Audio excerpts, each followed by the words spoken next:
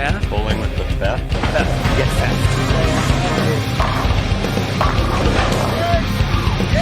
Got it. Hello. This lane. I think.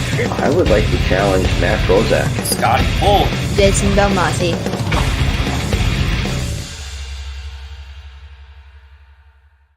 Hey everyone, good Thursday evening. Welcome to another episode of Bowling with the Fef, a platform for you to share your unique bowling story live on our YouTube channel. We're at the, I guess you could call this the apex of summer, the hottest part of the year, and hopefully you still have bowling on the brain if you're not in a summer league or something like that. I certainly do, and we've got a great guest for you tonight. So glad you've tuned in either live or on replay. Feel free to weigh in. We've got a live chat for those of you on Team Live, Team Replay. Feel free to leave a comment. Let me know what you thought of the show. If you have any questions, I will be sure to get back to you just as quickly as I can.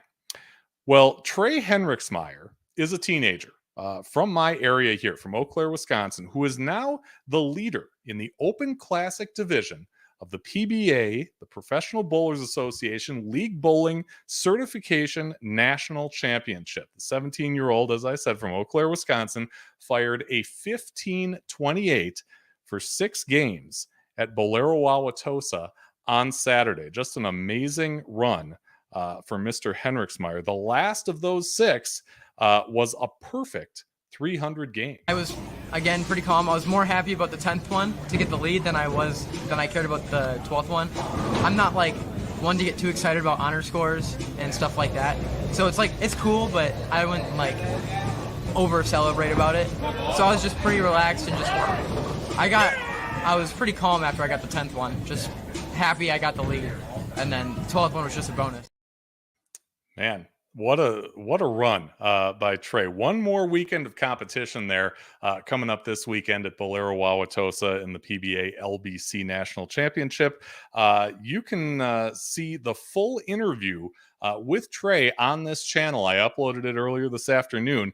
After this next weekend, the finalists will compete at Bayside Bowl in Portland, Maine. So certainly looking forward to seeing who is going to make that cut and make TV. And they will be right in the neck of the woods with Derek Michaud, who's watching us live. Hey, Derek, thank you for tuning in. And thank you for recommending this show to a string of guests, tonight's guest included. Really appreciate that, and helped fill my calendar with some awesome guests. If you haven't yet, check out Derek's show, Flush in the Pocket, right here on YouTube. It will be worth your time, I'm telling you. All right, Will Welch from Milwaukee, episode 36 guest, also had a big run this weekend. He grabbed the Peterson lead on Sunday. He fired a 16-39 for 8 games after going 7-78 for the first 4. He had a 247 in Game 7 that helped him climb into that top spot. Again, that tournament also at Bolero Wauwatosa and involves, let's say, some interesting conditions, to say the least. There are 7 more weeks of this year's Peterson, and if you are ho-humming at those scores, don't, because it is very rare that you see people plus after those 8 games and throwing scores above 200. So congratulations to Will, and we'll see how that turns out after the Peterson is done for this year. Well, Chip Magnet is a salsa company that makes this show look the way it does. They have been a partner with me since pretty early on in my run. They're a family business. They're based in Eau Claire, Wisconsin, distributing salsa, relish, and a whole lot more to stores in 38 states and Canada. In the Chicagoland area, you can find Chip Magnet at Whole Foods, Meijer's, Mariano's, and most co-op stores. And you can also find it online at chipmagnetsalsa.com. And if you go online and you spend $30 or more, you can enjoy a discount courtesy of Bowling with the Fef. You enter the promo code BWTF2023 at checkout, get 20% off your purchase of $30 or more. Limit 1 order per email address, a great way to experience the delectable flavor of Chip Magnet. Chip Magnet Salsa, raise your snack standards. And a big thank you, as always, to Chip Magnet for sponsoring Bowling with the Fef. Well, our guest tonight is one of the best players to ever come out of the Chicagoland area and the PBA's Midwest region. Steve Jaros was a mainstay on televised PBA events through the 1990s, won 7 times on the PBA Tour, including the 2005 Tournament of Champions. He joins us tonight from Yorkville, Illinois, outside of Chicago, and it is my pleasure to welcome Steve to Bowling with the Fef. Steve, how you doing tonight? Pretty good. How you doing? It's great to be Very here. good. Yeah, glad you kind of I guess pushed aside your beanbag team Yeah. to join us here on the show. I know you had some plans tonight, but I really Oh appreciate yeah, you. no worries. It's something that we do in the summer. It was something new actually at the bowling center where we hang out, and they added a bags league this year out in their patio, and we've been playing that all summer. So it's been nice evenings, and when it's not raining. So I would imagine you're pretty good at that. Same motion. similar. There's a learning curve, and I've gotten a little bit better at it. There's some players that, my gosh, they're so good, but it's it's similar mechanics. It's repetition, letting go of it at the right time. The release is similar, so doesn't hook as much. So, but there's more strategy than I thought. I mean, I used to play in the backyard, at picnics and stuff, and man, it's crazy now with the different levels of bags that these guys bring with the different textures to them now, and it's I've learned a lot in the last year. Cool. Well, that's great. Keeps you busy during the summer too, which is always welcome when you're a bowler. Derek wants to know what's up. Like I said, previous guest on Flush in the Pocket, and yeah, I'm really glad he connected us. I am too. I mean, I had a great time on his show. We had a really good conversation, and it's always good to get out and talk to you guys. And the fact that people still want to talk to me is nice too. Oh, that's not going anywhere anytime soon. And for those of you who haven't seen Flush in the Pocket, I'm telling you, check out the episode with Steve after you're done with this one, because no two interviews are the same. They really aren't. And I'll say that till my dying day, that all of us bowling content creators are kind of in this together. So it's cool to see the differences in the Right. we do with the same people. Steve, some of those news items that I mentioned at the top, at the LBC and at the Peterson, those are pretty close to you proximity wise. So I want to kind of get your reaction to these things. Trey Henriksmeyer, 17 years old. Yep. Waltzing into this, this national tournament. Nobody's really ever done it before this year because it's a first time thing. And he really impressed. I mean, he's got a 20-pin lead going into the last weekend. What do you make of a high school senior coming in and doing that? I obviously I think he's from the area, right? He's from Eau Claire. He's right here. Okay, so he's probably bowled in at center a few times before, but he looks like he's got a great head on his shoulders, good attitude, and he throws it well, which helps. You got to have those 3 pieces, and I know that the scoring pace at the tournament has gone up a little bit the last few weekends. I know at the beginning, I think the scores were good, but they've really gotten better as it's gone on. I think it's just because of who's been coming in. I think some of the squads have gotten stronger, and it looks like if you get something going, you can strike quite a bit in that center. I've bowled there many times. We used to bowl the Masters there, every year for a long time, and a lot of PBA events, and there's some friction there, and there's some nuances to the center that you have to be able to stay on top of, and to be able to strike that much and still be able to navigate it from pair to pair is pretty impressive. Yeah. And those two things, the friction and the differences pair to pair, are things that I remember, the pros saying during the last 2 World Series, which have been in that building. So, that's, makes total sense. On the low side of that building, you've got the Peterson Classic, where Will Welch, put up a big number there. Have you ever bowled the Peterson before? I have. I've bowled it many times. I think the best I finished might have been 4th. I had a chance to take over the 2nd when we were at Hoffman, and I think I needed a double, and I think I spared, but I ended up in 2nd when we left, and I think I got down to like 4th or 5th. That was the best finish I had. And when we were at River Grove a few years ago, I think we usually bowl late in August, and I think I was really close to the lead with a couple of games to go, and like 1 and 2 didn't go very well, and I think I ended up in the top 10 that year, but it's a tough tournament. Yeah. Is there anything you can tell us about kind of what goes into doing well there? Because yeah, the lane conditions are different, the pins are different. It's just a unique set of circumstances, all kind of wrapped up into one crazy event. It is. I tell anybody that goes there, if they think they're going to bowl a tournament, they're wrong, because you're really not bowling. You're just trying to survive. You're just trying to stay clean.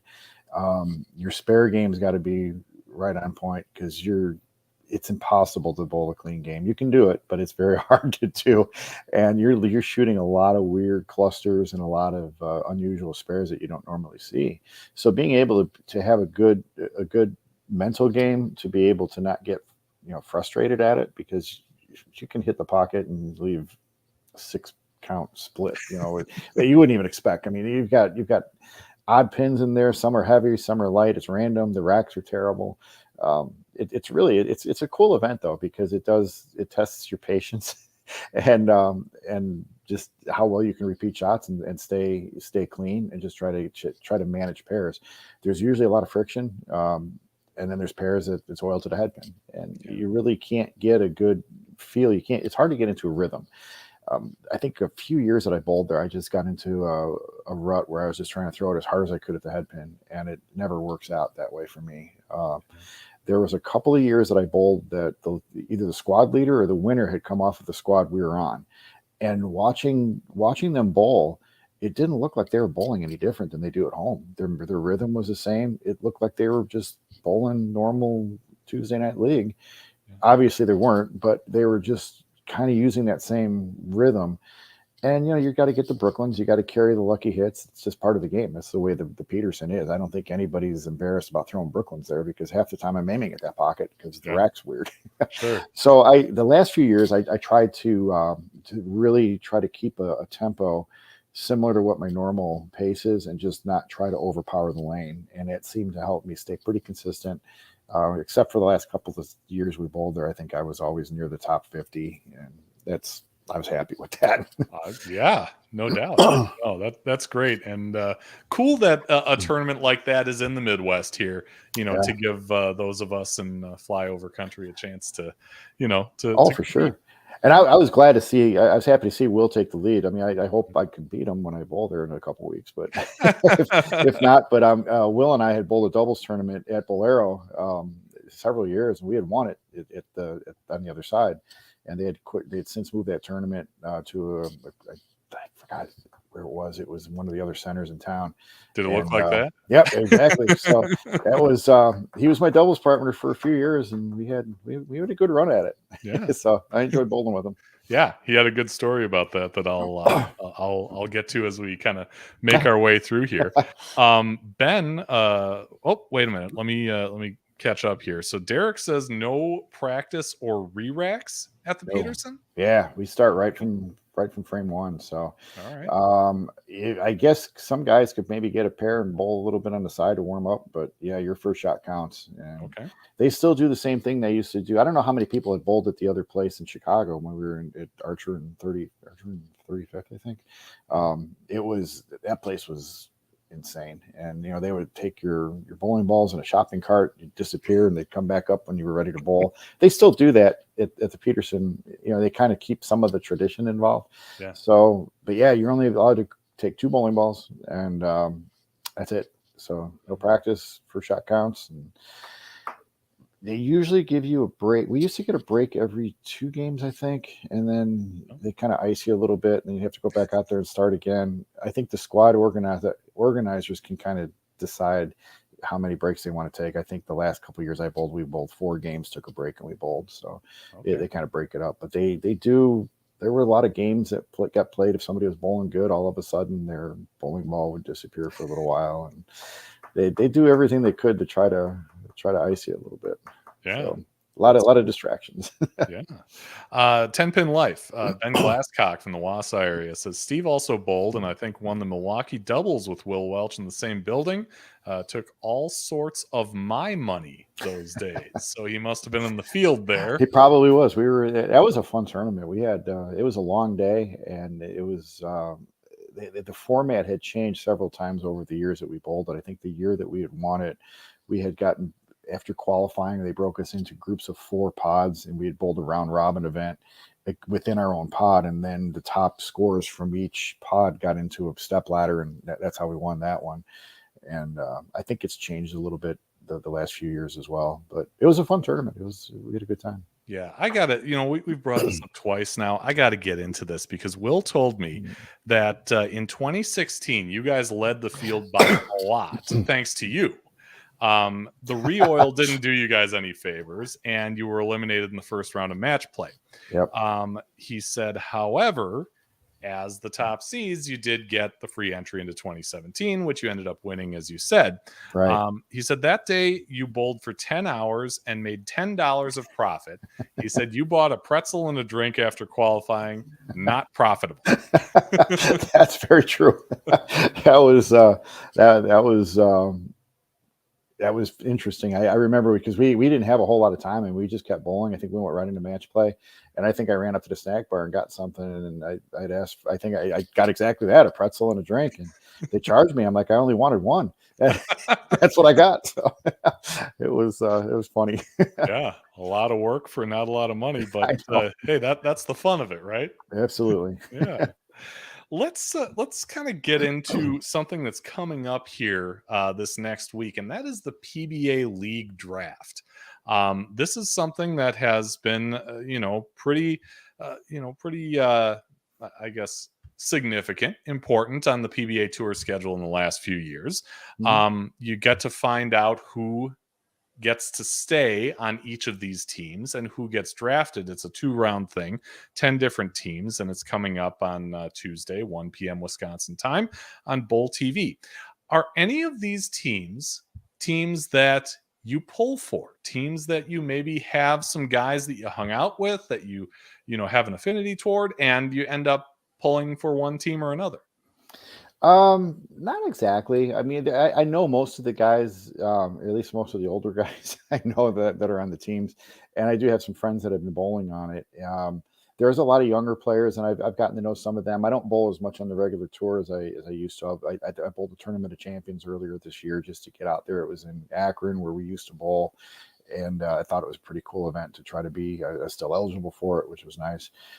So I don't really see a lot of newer guys that have been coming out, but I do know a lot of them. So I mean, I always enjoy Anthony Simonson because he works at Classic with us. So he's sort of a fellow coworker as well as a fellow player. So I always enjoy being around him. So I always root for him when he's out there and whatever team he's involved in.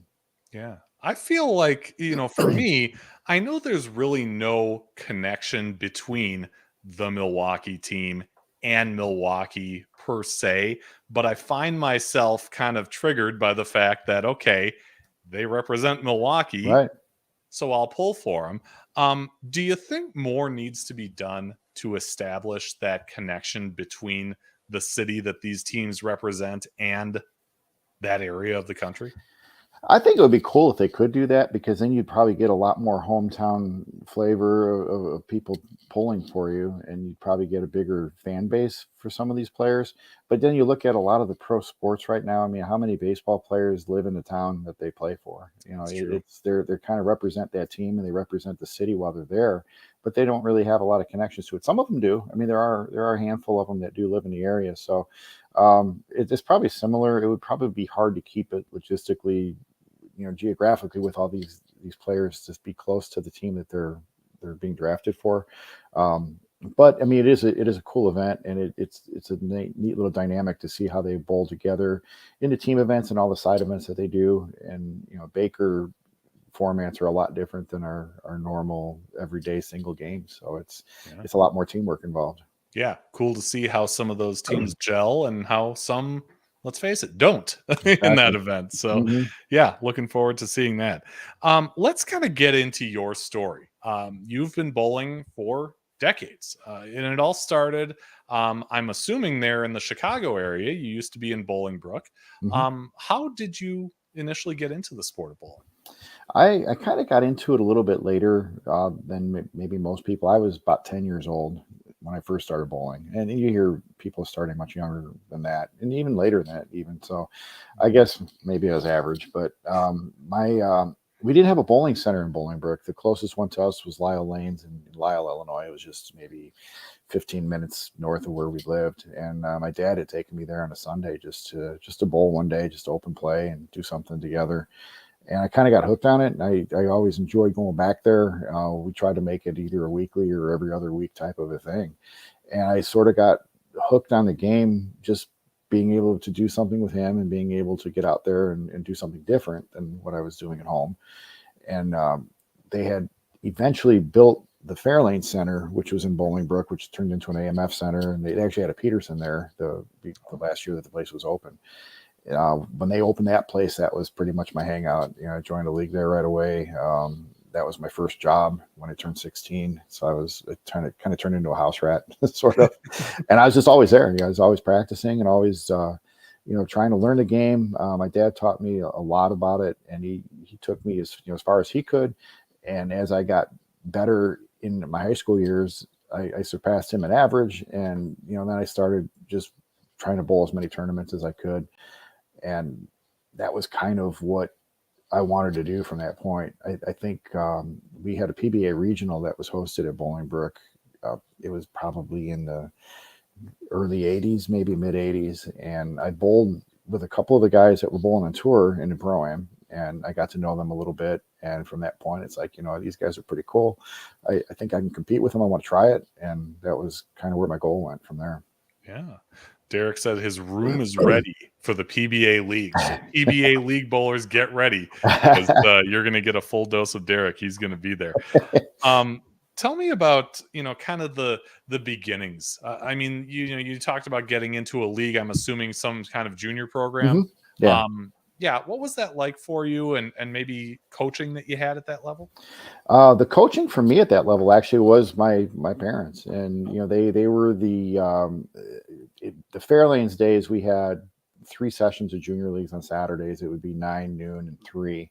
I bowled at noon and 3. I bowled the two sessions, and my parents were the coach and the secretary for the noon league, and one of the other players, one of the other bowlers that my dad bowled with, was one of the coaches as well, and they were involved in the 3 o'clock session. So I all the kids that I kind of hung out with in high school and around the bowling center is who we bowled with. We had different teams every year, and we kind of made a lot of friendships over the years. But that was it. I mean, it was just that was the extent of it for coaching. I mean, we didn't have all of the tools that we have now for the junior players, and the coaching wasn't anywhere near where it's at now. It's so much more advanced, and it's just the learning curve is so much shorter for a lot of these players. So you see a lot of these young kids that are coming out of high school, even before that are got skills way beyond where we were at that time.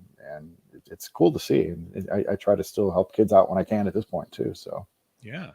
I would assume that being the case then, that there was a point where maybe dad told you pretty much all he knew, and you had to either get in with another coach, start learning on your own. Do you remember a point like that in your career? It kind of was sort of, I mean, through high school, and it was pretty much kind of learning on my own. And I mean, he was still he was a great player. I mean, he never played anything, beyond, the scratch leagues and stuff, but, I did learn a lot about from him and the other players that that were on his team, other bowlers that they had. I bowled in the adult leagues with them. A couple of the guys that bowled in the league were regional players that I got to know, and just kind of hanging out with them, we kind of picked up on a lot of stuff. It was probably not until I got out on tour that I started really getting better coaching. Oh. I right out of high school, I think I was, probably about 2-3 years I stayed home just practicing. I was working different jobs, and I ended up getting out on tour when I was 21, 22. I was like 1987 was my first year on tour. So I was 22, and in my very first year on tour, I roomed with Jim Stefanich. He was from the Joliet area, and we drove out together, and him and Carmen Salvino were roommates for a long time. I got to hang out with the two of them quite a bit, and we worked a lot on my game, and he helped me out quite a bit. And that being able to room with somebody of that stature, my first year on tour, he knew everybody. So all these guys that I watched on TV were coming up to us and talking to Jim. You know, our first tournament that I went to was Vegas, so we're at the Showboat. We're sitting in a coffee shop, and Marshall Holman comes up and he starts shooting the breeze with us, and I'm like, man, he's like, I've seen this guy on TV all the time, and I'm like one of them now, sort of, and I guess I'm trying to be. So, and Steffi would introduce me around, and that kind of helped a little bit with some of the nerves and being able to just kind of feed off of everything that they were doing out there and just trying to learn as much as I could. The first few years on tour back then were always a learning curve. If you could somehow just get some checks and make a few finals, you would be learning every week. And I bowled as many regionals as I could before that to get used to competition. And I never bowled great in regionals. I made a lot of finals, and I didn't win a regional until I had bowled on tour for a year. I came back and I was a different player, and then I had won my first regional. So it's like the regionals helped me prepare for the tour, but the tour helped me prepare to win when I got back to the region, and then they all kind of fed together. So to me, they blended great. Yeah. Can you elaborate on that a little bit? You said you were a different player after being on tour for a while and then coming back to the region. What about you had changed? Was it upstairs? Was it your physical game? I think it was both. The fact that you're out there against the best in the world every week, you can't give up for a second. And I think sometimes my focus wasn't really strong in the regionals. I didn't have the best attitude. I had a temper. The quicker I learned that was not going to get me anywhere, the better it was. And it's true to this day. And that helped me with being able to stay focused and try to stay more grounded to what I was trying to do. And it still took me a while on tour to get everything in check, because I still would be, bowling's an emotional sport. All sports are emotional. Bowling is, to me, especially that way, because there's a lot of things that happen you don't have control over that will irritate you quick. and a lot of times it got to me, and that would keep me from going farther in the tournament than I felt like I could have. So all of that kind of worked together. But I think, again, getting back to the regional part, I think with the guys on tour, being up against them, watching how they were with their spares, how much better they were at everything that they did, that got me in the right mindset when I came back to the regionals. And I think that focus carried over, and it just elevated me to another level, to where I felt like I could make finals more often. And when I got there, the nerves weren't as bad, because I knew I could do it if I made good shots. So the confidence was much better. Sure. On the physical side, I want to harken back to our show last week, because I had the pleasure of having Del Warren on to talk about Terry Howe's bowling story on episode 127. And at the end, I was able to ask him about you. And this is what he said at the end of that show. Underrated player and underrated PBA champion. Just made it look easy, wasn't flashy, just won everything. And you wouldn't pick him out of a crowd. Nice guy. And, he's an example of how many ways there is to get this thing done. That bowling's such a beautiful sport that you don't necessarily have to, have 500 RPMs on it, and that you don't have to have this picture Chris Barnes game, or Verity, put anybody in that place you want to. It's all about knocking the pins over. Yeah. And giving the lane what it requires. So, his record speaks for itself. Now, we can't all throw the ball like Chris Barnes or Verity Crawley, but No. I mean, that's the beauty of bowling, right? We all kind of do it our own way. And if we get, some of the fundamentals going the right way, we've all got a chance. Absolutely. There was several different, that was very nice of Del too. I bowled with him many years, and that was great to hear from somebody at his level of coaching. That was a great compliment. So I really appreciate that. I think I bowled on tour for a few years. It was probably, I had opened up a pro shop with my father, and I had actually stepped off the tour for a few years where I bowled part-time. During that time is when Carmen Salvino was working with his bowling ball company, the High Power. And he given me an opportunity to work more with Carmen, where I was doing a lot of ball testing for him. We drilled a lot of test balls. I can't even begin to remember how many hundreds of balls we drilled and went through. But in that time, he gave me a lot of coaching to get my game as sharp as I could, so that when we did test balls, we could get a really good feed on what they were doing. And I had to be throwing it great to be able to tell what was what. And I didn't win my first year on tour, or my first tournament on tour, until I had taken that time off and I had worked with Carmen for a good year. And that got me into another level again, because my shot repetition was so much better. I looked at the lane differently. So he was very instrumental in getting me to that competition, where it took me to the next level, to where I could be a champion. And ironically, I had bowled fewer tournaments, and I had actually won a couple as a part-time player, which was it wasn't heard of very well. So it was kind of fun too. Yeah. Carmen is a dynamic personality for sure.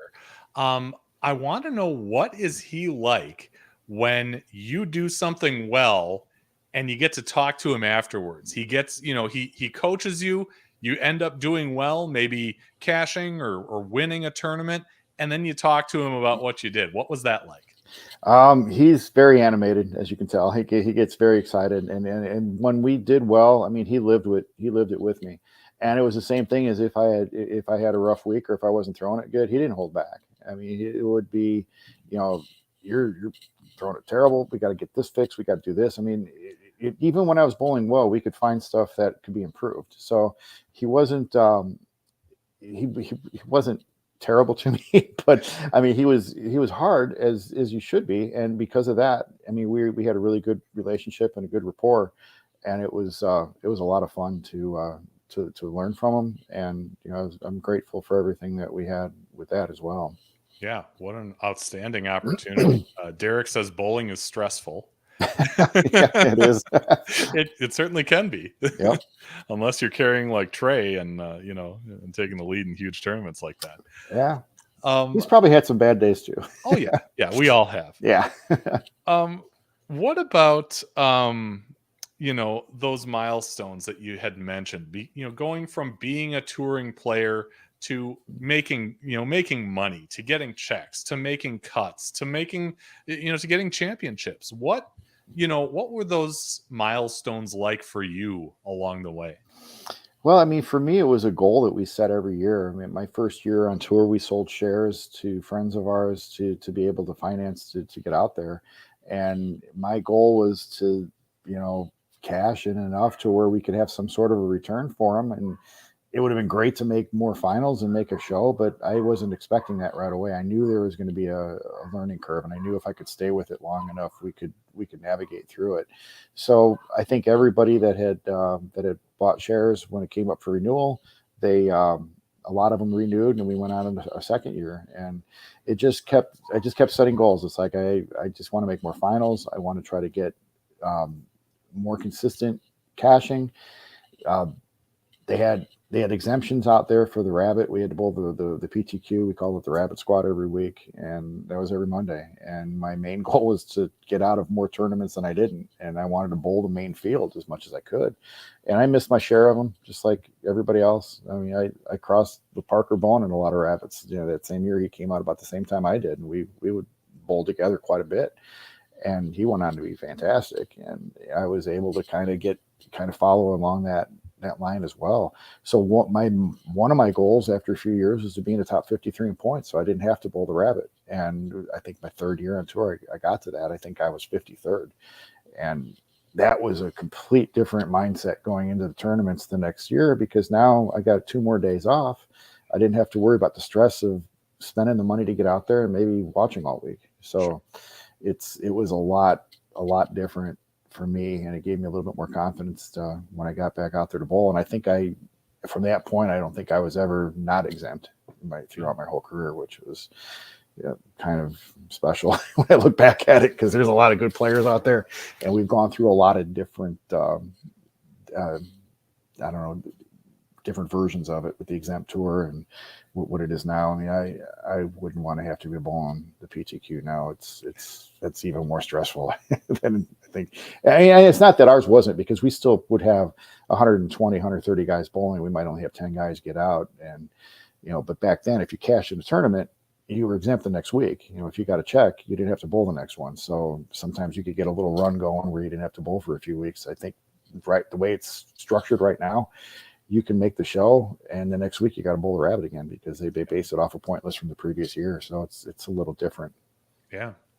So Steven chimes in here, says, may I ask, how many regional titles does Steve have? I think it's a lot, high on the regional wins list at least 43. I'm glad he asked, because I couldn't find that either. How many do you have? It is 43.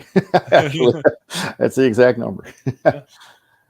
That's yours. It is. That's me. It's Wow, 43. okay. So I don't know what I think Chris Warren is into the 50s, probably more. Dale Traber. When I had the run going, I think I had the highest amount for a while when I was bowling every single week. And Dale Traber was right there with me. Pete Weber was right with me. Chris Warren, and we were always kind of trading. And I'd get a few ahead, and then Pete would win a couple, and then I'd win. It seemed like we were always going back and forth. And then when I started working more, I took a job at Classic Products, and I hadn't bowled as many of the regionals now. So I kind of stepped away from it a little bit. So I didn't get a chance to really build on it. If I stayed consistent, maybe I could have got to 50. I don't know, but a lot's got to go right for you to win a tournament.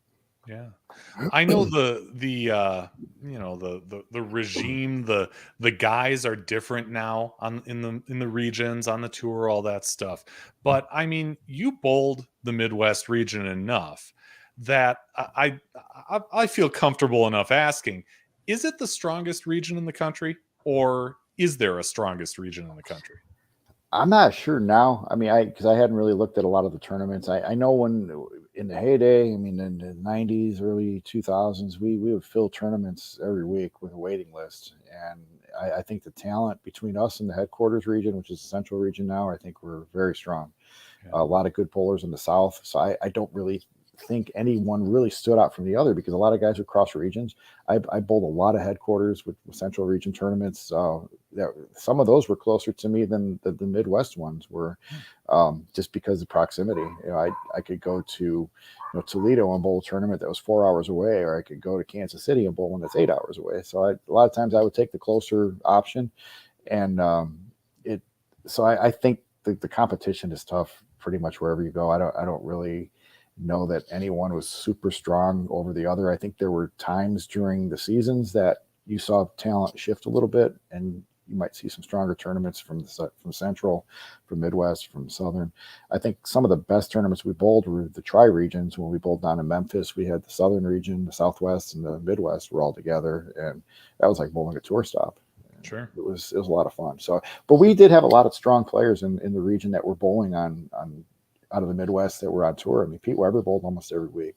Ron Williams, Rowdy Morrow, Randy Lightfoot, Leroy Bornhop, all these guys were bowling on tour every week. And that, I think, helped me prepare myself to get on tour, because I was bowling a lot of these guys. Steve Wunderlich, guys that were really good shot makers and would never let you off the hook when you threw a bad shot. So that kind of prepared me a little bit for the mentality that I needed to be on tour.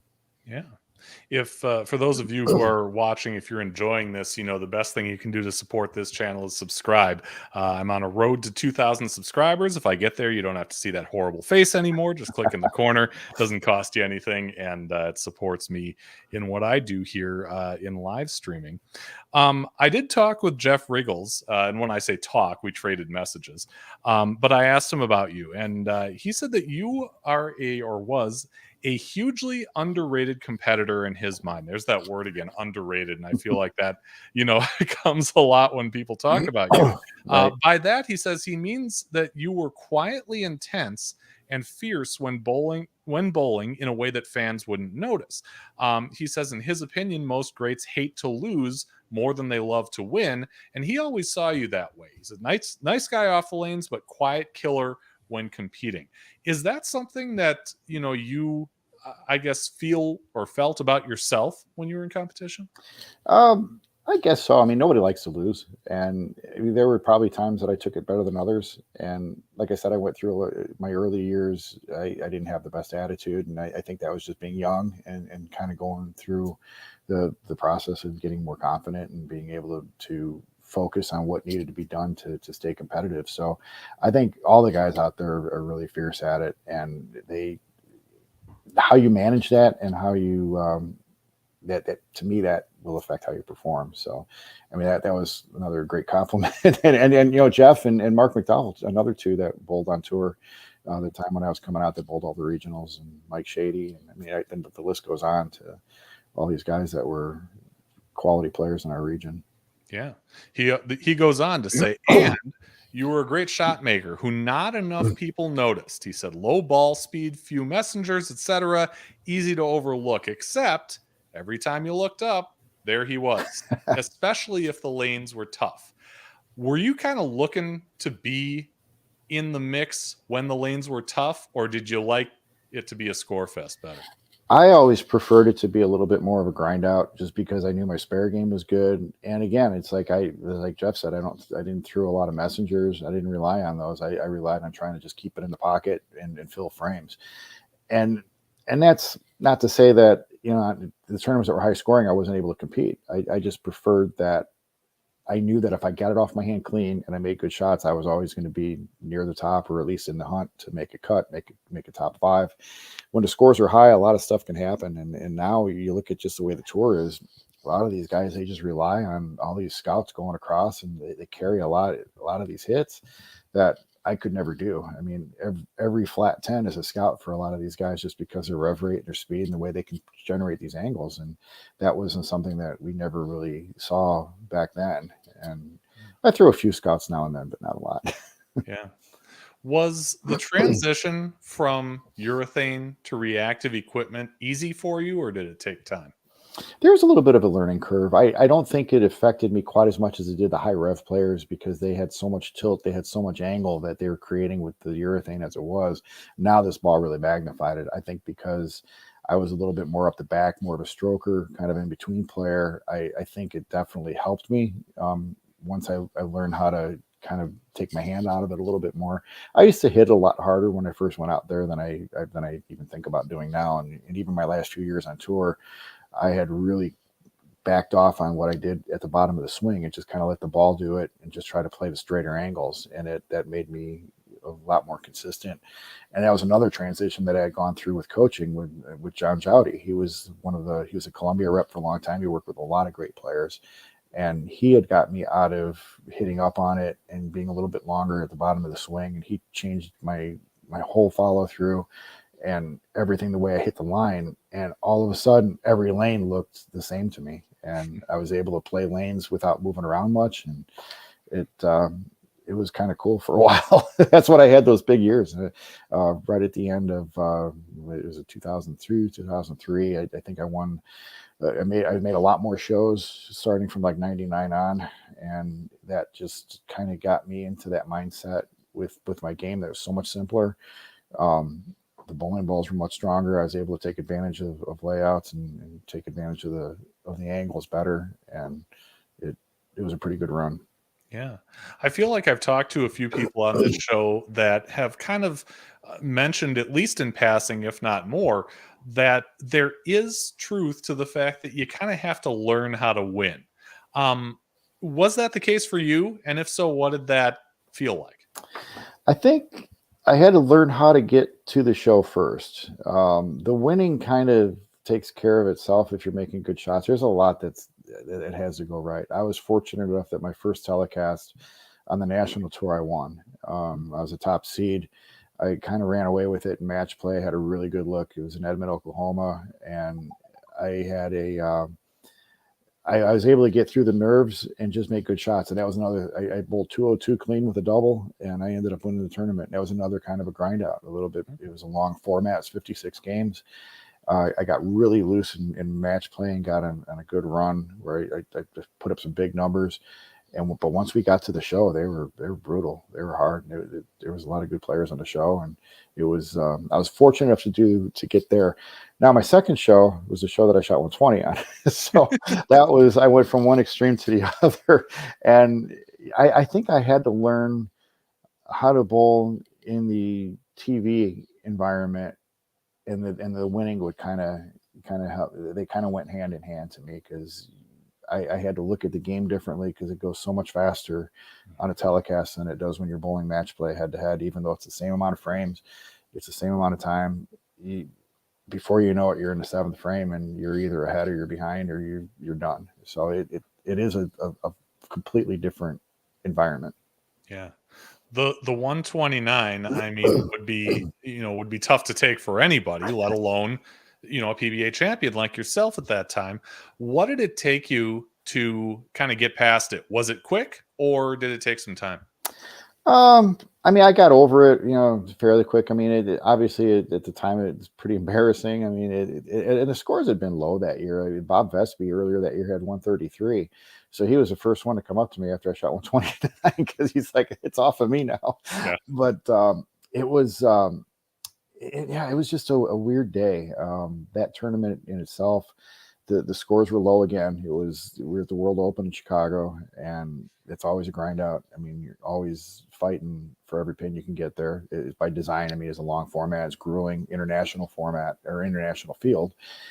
So we got to the telecast, and that week, I think it was Lenny Nicholson that was doing the lanes then, and he had gone to the PBA and said, the scores have been bad on the show, and a lot of it had to do with we're practicing on the pair for an hour, and we're tearing it up, and we couldn't do that with the equipment nowadays. You bowl 10 minutes on the pair and it's gone.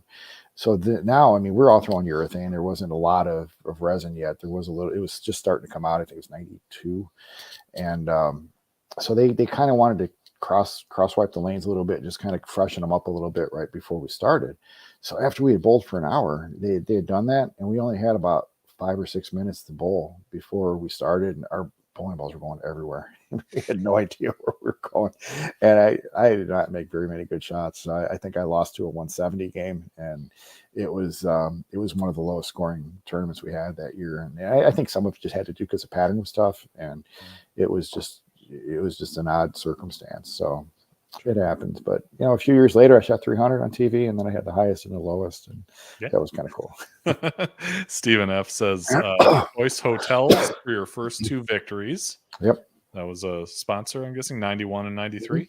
Yes. Okay. Yeah, and really, I mean, it wasn't a major, but it was the same format that we used for the U.S. Open. It was 3 squads, and Toledo, the national championship. It's the exact same format, so it felt like a major. We bowled the games just like it was, and the tournament. It was a Choice Hotels tournament, I think, for 3 or 4 years, and it was a great place to bowl. I mean, Richard Altman took care of everybody at the center, and it was an experience to be there. So I was. That was actually my my highest finish on tour. Prior to that, at the U.S. Open, a couple of years before that, I think I finished 10th, and that was the first time I had ever cracked the top 10 on tour. And a few years later, I ended up making a show there and winning. So it's a special place. Yeah. You mentioned the 300, which was in fact televised, but as eventually, as the title of this show infers, it almost wasn't. Right. What do you remember about the game, first of all? Well, that was another. Actually, the scores were pretty good that week. We had a pretty good scoring pace. In Chattanooga, Tennessee, it was a newer tournament for us. Great facility, and going into the tournament, there's only 2 right-handers on the show. It was myself and Lonnie Wallachek. He bowled in the first match against, I believe, Ricky Ward. And then it was Couch and Parker. So I'm thinking, if me and Lonnie kind of behave ourselves on the lanes, we could kind of make make something run here, or maybe we could make a run through it. And Ricky had beat Lonnie, and I just remember the left side. The one lane was really bad for the lefties. They had either practiced a little bit longer on one lane with a lot of surface. The particle balls were just coming out then, and I know there was a pretty good difference between the pair, how it was breaking down, and my side. stayed pretty good. I mean, I had a pretty good look. I had some room. There was a couple shots that I got away with that I wouldn't expect to, and I wasn't trying to throw them in that spot. But I think I got one in, a couple, maybe 2 or 3 that held. And I had a few that kind of leaked a little bit that would get back to the pocket. It just carry was great, and everything kind of fell together at the right time for that game, and luckily for the next 2 games. Yeah, on the heavier gold pins. Yes. Yeah. I like those too, because I thought they carried a little bit better. They stayed lower, and I thought they mixed better. But again, I'm not looking for a lot of scouts. I'm not looking to throw a lot of pins around. So to me, I thought the shots that were a little bit more true to the pocket had a better chance to carry on those. Yeah. And they weren't a lot heavier, but it just it made a difference. Yeah, I remember bowling the league on them in the late 90s, and I didn't have a problem with them. I thought they carried, well enough. So then the TV part. What were the circumstances that led to this supposedly televised event not being aired when it was scheduled? Well, it was a tape delayed show. Mm-hmm. I think all the shows back then we tape them on Saturday, they'd show them on Sunday. And if it wasn't for the luck of the bowling center asking to have a copy of the tape as they were doing it, I don't know if it ever would have been on air.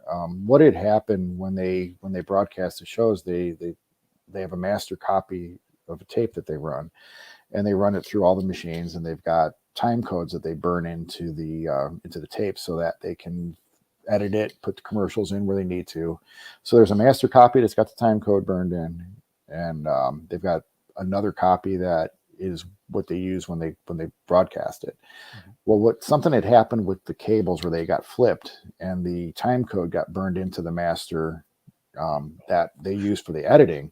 So now it's they on the screen, right? So it's actually it was a bar that went across the screen that they couldn't you couldn't edit that out, because that was the master. That was what they were taking the other one to. So the bowling center that day before it started, they asked if they could record the show while they were filming it. They had a VHS on the truck, and they were able to make a recording of the live feed that they were doing, so that they had their own personal copy. Wow. That was part of what they used to edit out for the show when they eventually got to the telecast. And some of them, you might be able to look back now. If you look closely at some of the shots on the show, you can actually see like a little shadow of a box at the bottom of the screen where you could that's where the time code was burning at, and they were able to filter that out somehow. And I don't know how they did it, but they did get it back on the air, and they threw it on about 1 a.m. with no advance notice at the beginning. But the big question surrounding that was, I shot 300 on TV. It was televised 300. Were they going to pay a bonus? Were they going to count it as a televised event? And we were bowling in Erie, Pennsylvania the next week, and they had actually already had the check cut by the time we bowled our practice session on Tuesday, because they wanted to make sure that everybody knew that they were going to consider that part of it, because there were so many rumors going around. And that was before the internet was big. We were still on AOL, so we were reading all the other stuff. But there was a lot of rumors going around about that one. But it was really, I mean, I had no idea when I left that was going to be the case. They didn't know until they went to edit it. So my wife was out with me. She was pregnant with our twins, and she was pretty far along, so she wasn't going to be traveling a whole lot more. So we had the motor home. So we drove back. We got in the motor home, drove home all night. Got home pretty much 10 minutes before the show came on.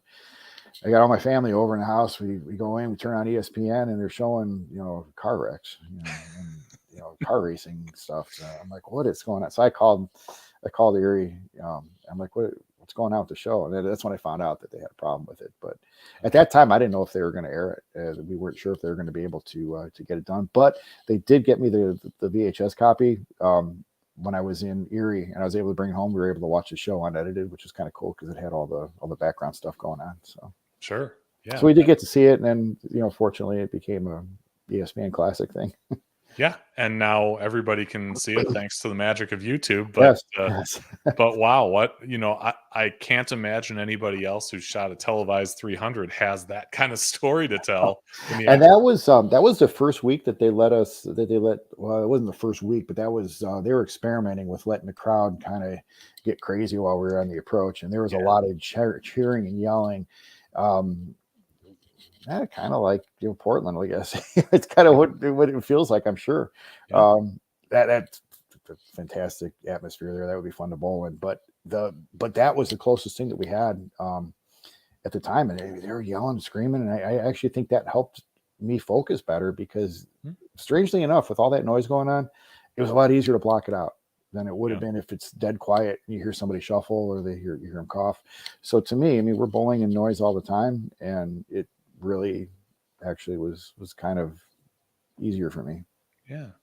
Riggs, brought up that 300 and posed an interesting question about it. He said, if the 300 had been on TV in its original scheduled time, there may have been more visibility for it and for you. So I guess, do you think that could have changed the trajectory of your career?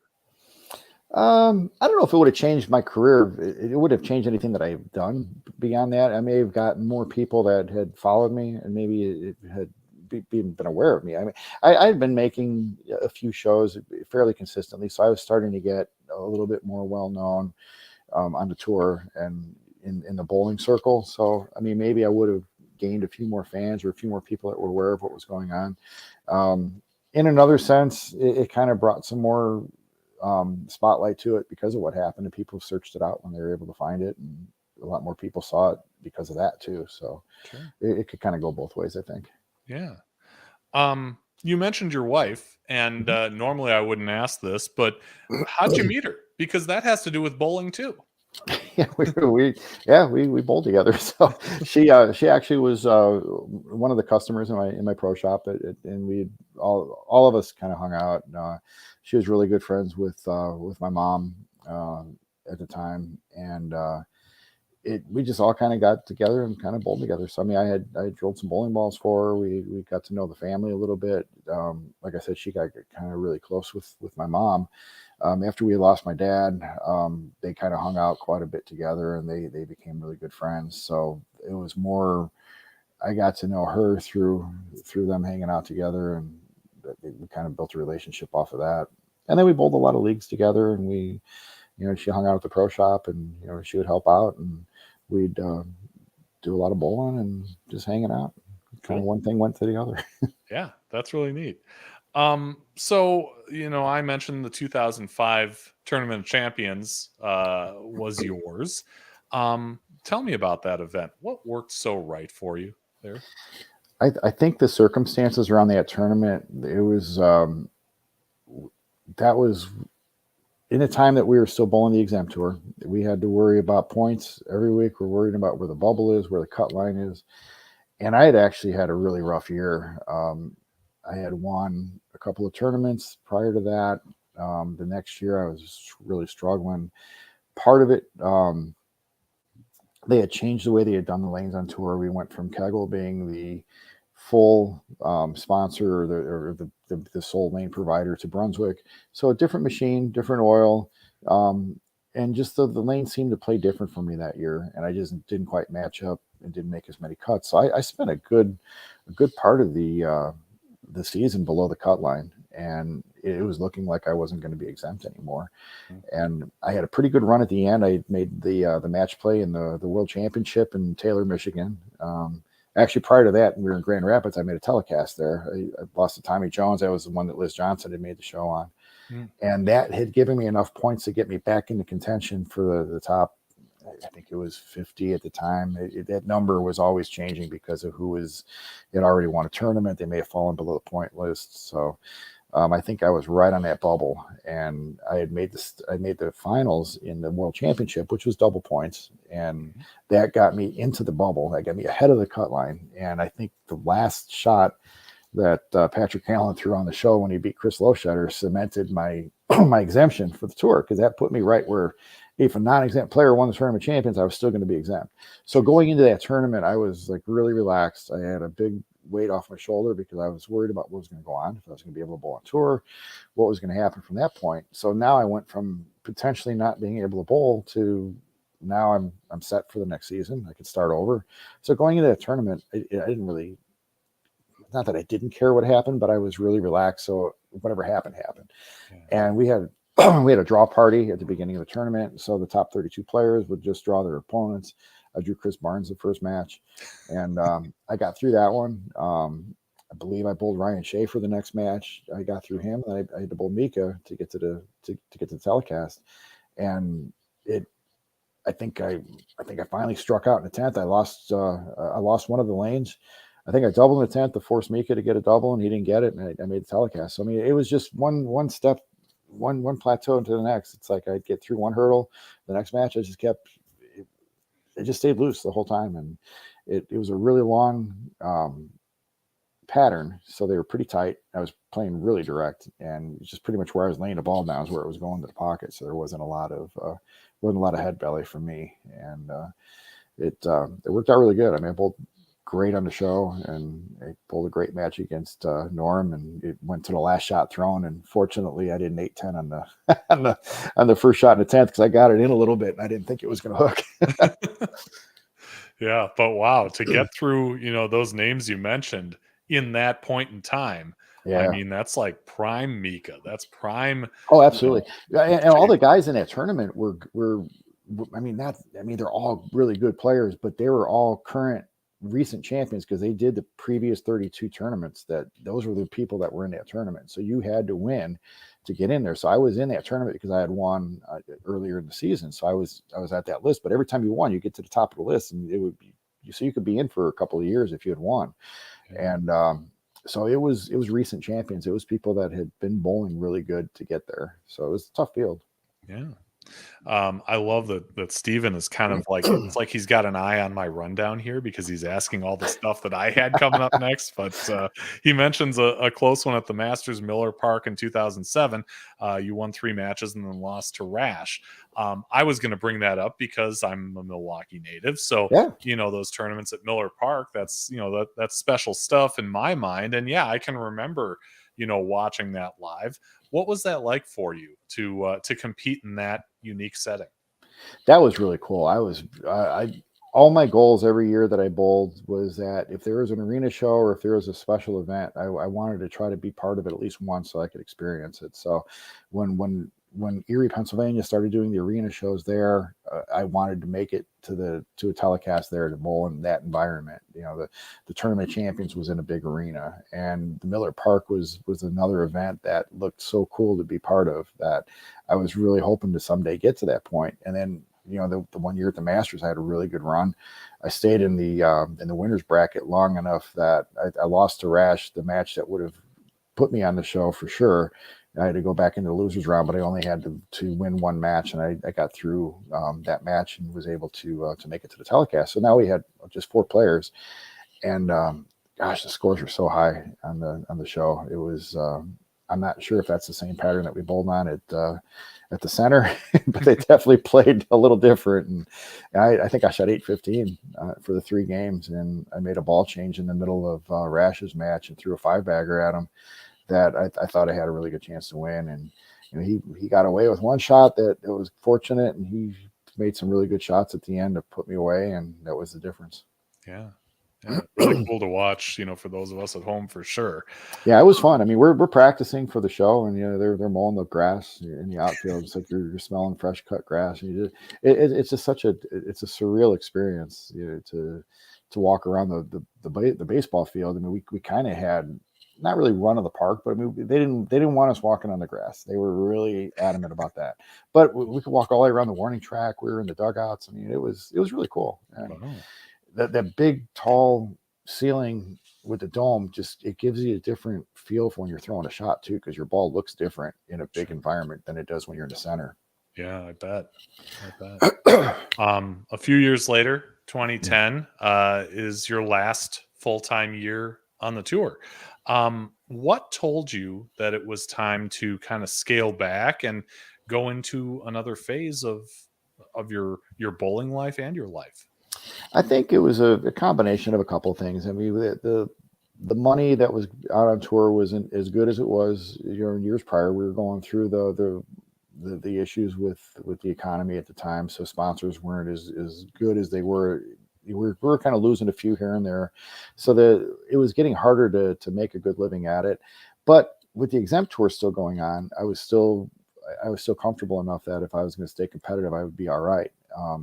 But I was also getting a little older, and I wasn't sure how many more years I was going to be able to really keep that level. Because I mean, that was when Belmo started coming out, and a lot of these other younger players that were starting to dominate. And it's a different game now, and they turned it into a different game while they're out there. So an opportunity to come up with classic products, bowling distributor out of Fort Wayne, that they were looking for somebody for the Midwest in the pretty much where I live, as a sales rep. And just prior to that, I was still bowling with under 900 Global, and I had just started working with them to kind of transition more into the sales and kind of be more of a tour rep on their side. So I actually did that for about 6 months before the opportunity with Classic came up. And after weighing everything out, and I talked to everybody about it, the Classic was a little bit more better choice for me just because of the way the travel worked out. It was a smaller territory, and I've been there for over 12 years now. So I just think the opportunity of being a little bit more stable, and I wasn't sure how long I was going to be able to keep up that grind with the tour. And as a result, I hadn't bowled as much of the senior stuff as I'd like to, but I like getting paid every week too. Well, yeah. And for people who don't know, what is Classic and what do you do there? It's a bowling distributor. There's several different distributors in the country that do the same thing, but we sell everything bowling. I mean, everything to a bowling center, pro shop, within the 4 walls of the center. So capital equipment, lane machines, parts, bowling balls, shoes, bags, grips. So we have 4 warehouses in the U.S. Fort Wayne's our home base, but we've got one in Dallas, Largo, Florida, and we just opened up a new facility in Vegas, which is now going to have a training center. So we're going to have 3 lanes in there with different pin setters. We're going to have an AMF pin spotter and 2 Brunswicks that we're going to be doing mechanic schools and training seminars, lane machine stuff. So it's gotten pretty big since I've been involved with it, and it's been a lot of fun to be with them. Yeah. I noticed that you've done a couple of OCs under a team called Classic. And, so I had to reach out to one of your teammates, and you're going to have to help me with the name of this guy who says that being on the lanes with you is fun. Jonathan Copperwitz. Okay. Yeah. All right. We'll start there. Jonathan says that your daughter and his daughter bowled together at St. Ambrose. Yep. And that's how your families got to know each other. Yep. He says, unfortunately, because USBC considers collegiate bowlers professional, they have not been able to bowl on the same team. However, the collegiate status falls off next season, and they will be able to join him on the lanes on the same team. That's incredible. Yeah, that would be a lot of fun to be part of it. And he's right. I mean, our daughters both went to school together there. They bowled on the team together. We had known them a little bit from bowling some of the ISSTs and some of the scholarship tournaments that were in Illinois, and we didn't really get to know them until we got to started to travel with watching the college. So we were at pretty much every tournament, and we got to just be really good friends with them. So they stay at our house all the time. We stay at their place all the time, and we got to be our families got really close. So my daughter stood up in their daughter's wedding, and it's been a lot of fun. So they're a great group of people, and we really enjoy hanging out. Yeah, he says that he thinks you would agree when he says that you use the OCs as a way of getting your families together for an extended weekend. Bowling is just kind of a part of it. Right.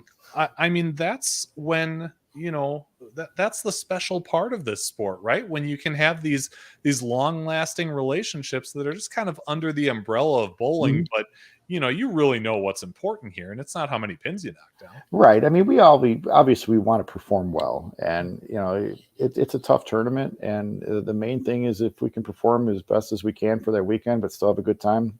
That's part of what we're there for. So it's a good family trip. It's really especially fun this last year because my son got to bowl with us, my daughter bowled, so our families were all together. Jonathan's family all bowled together. Natalie bowled last year, and his sons bowled. I bowled doubles with his son, Josh, and Josh shot 300 in the singles last year, and he had a great look, and we made a good run at it this year in the doubles too. I think when we left, we were in the top 50, so I mean maybe a few spots lower, but we had a good time this year. Yeah, I bet. Let me go ahead and assume that if I asked you if you wanted to be in the PBA Hall of Fame, your answer would be yes. But state your case. Why should you be in the PBA Hall of Fame? Well, I mean, now ironically, they had come up with another category that they're going to start looking at, like sort of like a veterans category per se. But it's like again, you kind of just under the radar, kind of all my career. People call it underrated. Maybe I don't make a lot of. I don't make a big case for myself all the time, but you look at it black and white. You need to have 10 titles, or you have to have 7 titles with 2 majors, or 5 titles with 2 majors. So I've got 7 titles and 1 major. So I'm just short on the total titles, and I'm just short on the major, which the Masters would have been a nice one to have looking back. But now, if you look at everything, I mean, I've got 43 regional titles. So between that and my tour titles, I got 50 times that I'd won the PBA event. And a lot of these events that were considered PBA events now, the extra fame events, the live stream stuff, were basically at regional events that I had bowled before and I had won at. Jonesboro, Arkansas was one of them. I had won that tournament, I think maybe twice. That's a tour title now. A lot of the other ones, if you look back, maybe some of those would have counted in today's, atmosphere. Maybe not, but a lot of the events that we bowled were really strong fields too, and just as strong as a lot of these extra frame tournaments were. So I mean, if you look at that a little bit, I mean, maybe you could add a little bit more credibility to it. I look at the money list, the career money list. I think I'm 14th overall in career, meaning only 13 people in the history of the PBA have made more money than I have out there. So that's got to help a little bit. And I think I went 20 seasons, making at least one telecast, one television show, a really long string of top 24 appearances in over a couple of seasons. So, I mean, the consistency was there. A couple of bad shots on TV at the wrong time, a couple of bad breaks at the wrong time. I could have had 10 or 12 titles, and we wouldn't even be talking about it. But sure. I hope that if under the new category that they've created, they announced it at the Tournament of Champions this year, and I can't remember if it's a veterans, or I can't remember exactly what they called it, but I talked to Tom Clark when we were down in Indianapolis for the collegiate shootout that they did with the PBA. I helped coach for the University of St. Francis in Joliet, so I was down there, and he had mentioned that that category would be more geared for players like myself that were just below that cut line, or guys like Ryan Schaefer and Bob Laren, guys that had great careers that may have just fallen to the wayside a little bit. So there's some hope. Yeah, for sure. How much do you bowl now? I mean, you talked about the OCs a little bit, but, and I know, you talked about the tournament champions that you bowled earlier in the season. But I mean, even, when we talk about senior events down to local tournaments and even leagues, how often are you on the lanes? Not as much as I'd like to be. Yeah. I like to get out there a little bit more. During the fall season, I bowled 3 nights. I bowled 3 nights last year in league. Typically it's just two nights a week that I'll bowl. We'll bowl Friday nights near home. Fairly competitive league. It's kind of just a fun league. Our Wednesday leagues in Joliet at Town and Country Lanes, it's more of a competitive league that we bowl in. So great competition at both of them. So it keeps me involved. Try to bowl as many regionals as I can. It hasn't been as much lately, and it's kind of ironic. I mean, with my job with Classic, I was a sales rep for quite a long time, whereas on the road pretty much every week. Now we've changed the structure of how the sales staff works. I'm actually working from home, managing kind of the Midwest region or the Central region with 3 sales reps that I help them where they need to be helped, and I'm home a lot more, so I actually have more time to practice, and I choose not to. So. But I do want to get out there a little bit more. See, you've got a better excuse for not practicing. I just don't. I don't know if that's an excuse, but I need to get in there just to, like, I'm sure you you would convince yourself that well, you do too. I'm in here pretty much every day working, and then I get out maybe once a month on the road a little bit with the guys, trying to help with the sales where I can. But then it's like at the end of the day, I want to go in the other room over there and just hang out. Yeah. Yeah, for sure. All right. Well, I told you at the beginning, before we went on air, that we do a thing called Off the Sheet. And that's where we ask you to challenge somebody else. Doesn't have to be the greatest bowler in the world, but certainly someone with a passion for the sport of bowling and a unique story to tell, to appear on a future episode. So, Steve Jaros, who would you like to challenge to be on a future episode of Bowling with the Fef? First name that came to mind, I would definitely challenge Ryan Schaefer. I think he would be a great interview. He's a great guy to talk to. I've known him pretty much my whole career on tour. We came out about the same time, and I think you'd get some really good stories out of him. Yeah. Really good perspective. He's a great guy. Yeah, tremendous competitor. And Ryan, if you happen to catch this and want to take Steve up on his challenge, you can find me on Facebook. I'm Andrew Pfeffer, or you can email bowlingwiththefef@yahoo.com, and it would be a pleasure to have you on the show. Our next episode is coming up a week from tonight, Thursday, July 20th. This one's a little later. It's at 8 p.m. Central. And it's a gentleman that may have crossed paths with you because you're both multiple PBA Tour winners. You're both kind of in the same time frame. But we're going to have Tim Chris on. And awesome. This is an episode that was also recommended by Flush in the Pocket with Derek Michaud. He'll be coming on live to share his bowling story and how he had the success that he did on tour. Do you remember crossing paths with him? Oh, absolutely. I mean, our families hung out quite a bit on tour. They had a motorhome the same time we did. Their daughter is about the same age as our kids, so they would hang out in the bowling center together. We've got pictures of them playing together in the nursery while we were bowling. And yeah, he was a great player. And another one that you consider, kind of an underrated player. You say he didn't make a lot of noise, but I mean, he was consistent, and he had a great, solid game that you could never count him out either. So yeah. I think he could have won a lot more than he did, in my opinion. Yep. On TV a ton during those years, and really looking forward to sharing his story with you. This one's actually going to be live from Minnesota. I might be live in a bowling center. Nice. We'll see what happens. I'm dog sitting for my brother's English bulldog while this is going on. So we'll find a way to get this on live. But next week at 8:00. That'll be good. Tim's responsible for one of my second place finishes. So okay. All right. We'll have to dish about that too. But Steve, it has been a pleasure getting to know you and your bowling story. Best wishes for success in the job at Classic and on the lanes as well. Thank you. I appreciate it. It's a lot of fun. And hey, anytime, just hit me up. Awesome. Yeah. Thank you everyone who tuned in. Really appreciate it. Again, 8:00 next week is when we're on next. Until then, have a great week.